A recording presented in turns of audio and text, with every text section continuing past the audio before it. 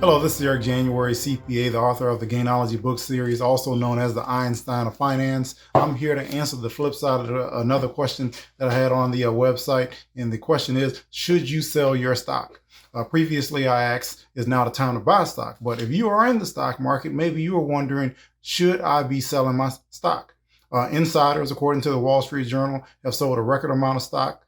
And should you be selling your stock? And I have to be upfront. I don't know the answer to that question, but I can provide you the rationale that'll help you make a good decision, a decision that will put some money in your pocket and help you accomplish your goals. The first question is can you afford any further losses? The stock market in bear market territory has lost 30%. What if the stock market continues to decline? What if it went from 30 to 40 to 50 to 60%? A complete capitulation and a complete collapse because the economy never got going as a result of this coronavirus again. There are too many bankruptcies and they lingered for too long of a period of time. Could you afford those additional losses? That is something that you have to consider.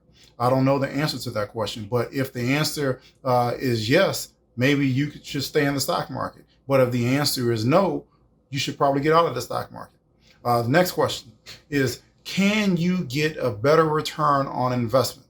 They advertise that the stock market has averaged a 10% return on investment. The reality is the stock market has not come nowhere near close to a 10% return on investment. It's been doing about 3%. So in other words, if you put $100 in the stock market, what you're going to get back is $3. And when I say $3, just think about what you get if you own Amazon stock. Right now, today, I believe Amazon stock was selling for $1,900 a share.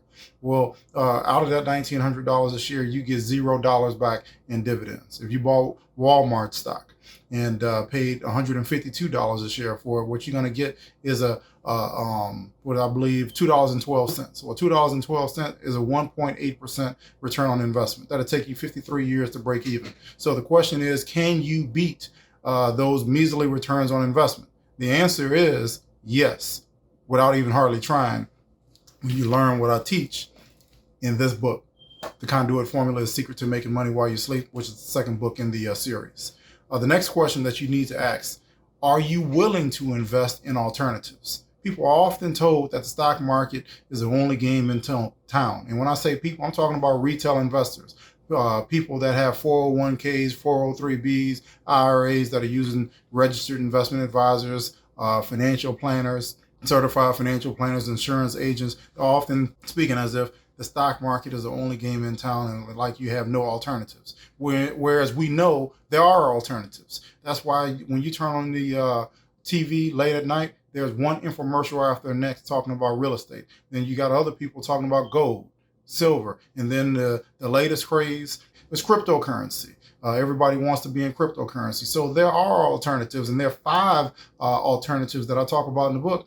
I call them in my book that you got to get, the secret to making money while you sleep. So yes, there are alternatives. The question is, are you willing to invest in those alternatives? And if you are willing to invest in those alternatives, maybe you should consider selling your stock.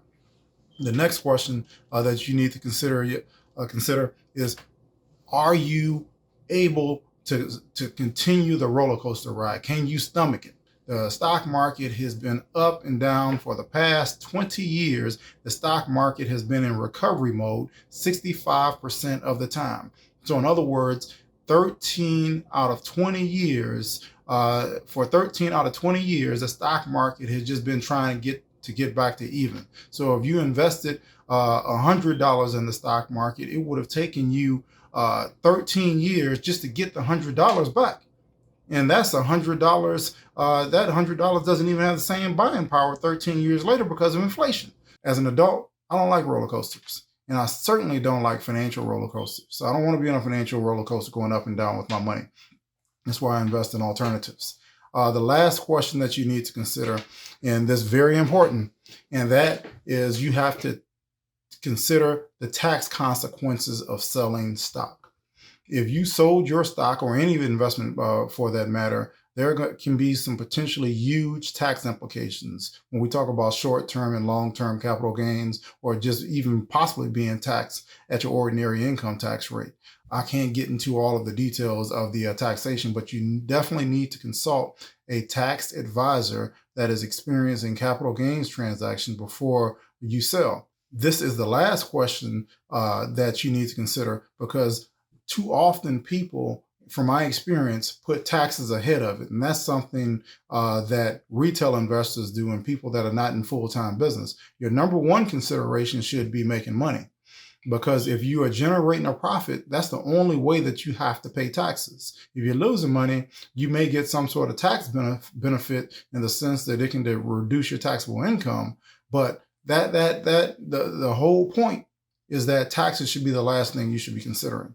Now, hopefully, I've helped you in providing these 5 questions, things that you need to consider in determining whether or not you should be selling your stock.